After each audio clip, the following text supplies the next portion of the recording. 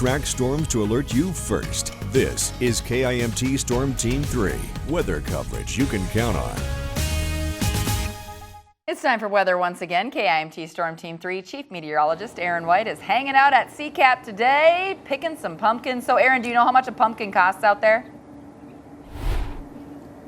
Yeah, Cami. So a couple of different prices here, depending on really the size of the pumpkin. They actually have a little setup closer to the front where you can actually measure the size of the pumpkin, and then the cost is kind of based on the overall size. So the smaller ones are a little bit cheaper, just a few dollars. Larger ones go about $7, $8, roughly around that. Just kind of really depends on the size of the pumpkin, but you're going to find all different shapes and sizes here, whether it's the pumpkins, the gourds, or if you want to just come out here and pick some apples. They got a lot of variety here at CCAP Orchard, and they're going to be open here until 7 o'clock today. But if you can't make it out here today, of course, this week or even for the upcoming weekend, we got some beautiful weather in the forecast. But as we look ahead to our pumpkin patch forecast the next few days, tomorrow, it's going to be warmer, but it's going to be quite windy. We got winds out of the south gusting over 20, near 30 miles per hour here for tomorrow. And the concern is with the wind and the warm temperatures and also the dry conditions, there is going to be a high fire danger. So do avoid all outdoor burnings here tomorrow with the windy weather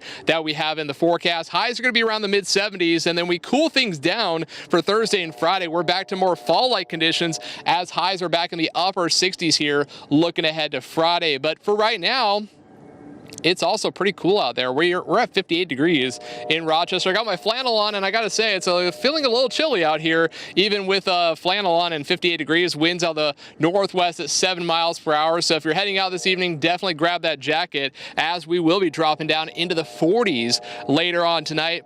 Now, looking across the upper Midwest, we had that cool down here with that cold front that came in yesterday. We're down into the 50s and 60s here across the upper Midwest. But you'll notice around Rapid City and Bismarck, they're into the 70s already, and that air is going to make its way here for tomorrow. So that's going to provide that warm up as we see winds switching to the south and west, ushering in the warmer air, but again, also keeping it rather dry here for tomorrow. So again, that is why we have that high fire danger here on Wednesday.